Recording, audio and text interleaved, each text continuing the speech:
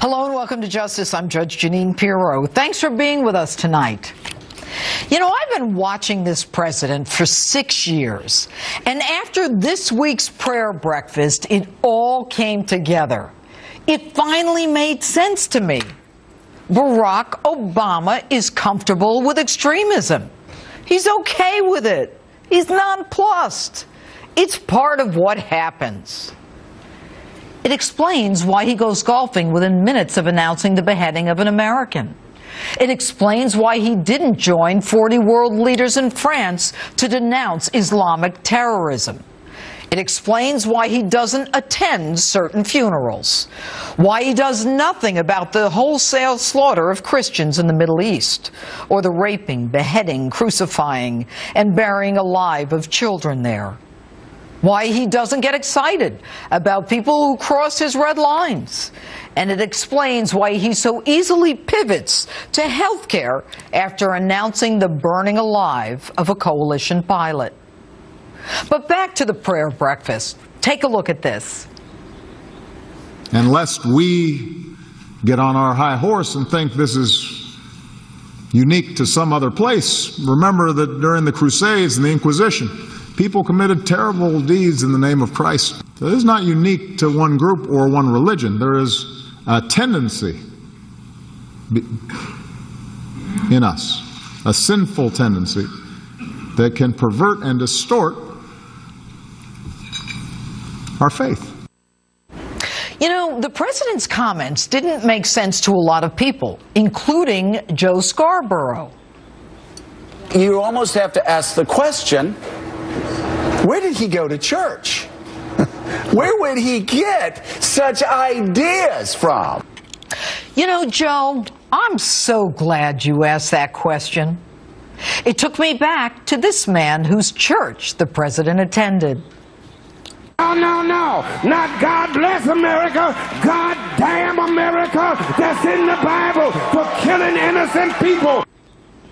Of course, that's the famous Reverend Jeremiah Wright, in whose pew the president sat for 2 decades. And what was that other thing? Get off our high horse? Are Americans on a high horse because we condemn the jihad of Islamic terrorists? Are you saying it's our turn? That we have it coming? Or that by pointing out centuries-old wrongdoing, you excuse the slaughter of innocents today? Mr. President, what's most interesting is that with the Crusaders, you so easily identify them as Christians. Why is it so hard for you to identify today's jihadi terrorists as Muslim? Throw a rock at Christians? No problem. But never speak of Islamic terrorists.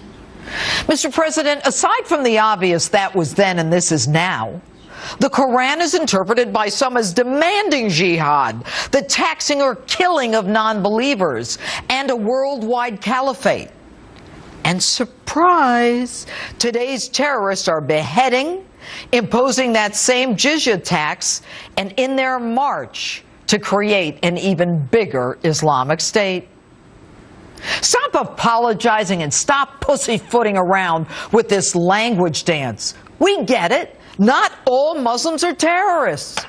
It was Egypt, the country of 90% Muslim, that rose up against the jihadists who were also Muslim. Consider this. The first World Trade Center attack in 1993 by Muslims. The USS Cole bombers were Muslim. The Fort Hood shooter was Muslim. The shoe bomber was Muslim.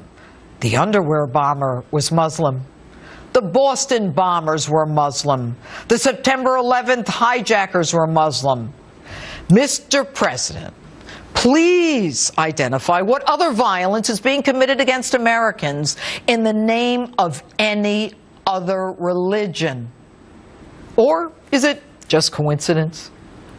You know, you identify terrible deeds in the name of Christ. Why not identify terrible deeds in the name of Muhammad, the prophet of Islam? Calling Fort Hood workplace violence is a joke. People can't believe that that's how you categorize it. But then again, Your administration erases words out of reports identifying terrorists as Islamic. Stop defending Islam. Start protecting Americans. Stop saying what Islam doesn't stand for, and start saying what you, as our president, intend to do about this. Recent polls suggest that the overwhelming majority of Americans think it's at least somewhat likely Islamic terrorists will launch an attack on U.S. soil soon. But I believe you are so comfortable with extremism that you've lost an understanding of the danger to Americans. You boast a security policy of strategic patience. What are you waiting for? While you wait, they keep winning and Iran gets closer to nuclear enrichment. All the while you open our borders, reduce our military, and criticize Americans and America at the UN and in Cairo. If nothing more, you're consistent. Extremism is just a part of life. But the danger, your nonchalant attitude, puts our entire nation in jeopardy. Just this week, your FBI director said that there were open cases looking into individuals who may be connected to ISIS in virtually every state but Alaska. In any given situation in history, people look to a leader when they are concerned. Your actions, your statements, your personal behavior suggest that none of this is a big deal. Even ISIS sees that Americans seem desensitized to beheadings. And so they move to the almost unimaginable, burning someone alive. Mr. President, Americans are angry and frightened. The impact on us is enormous. For many, the fear is overwhelming. I hate to think that the only solution that we have is to look forward to a real leader in 2016. And God, I hope it won't be too late.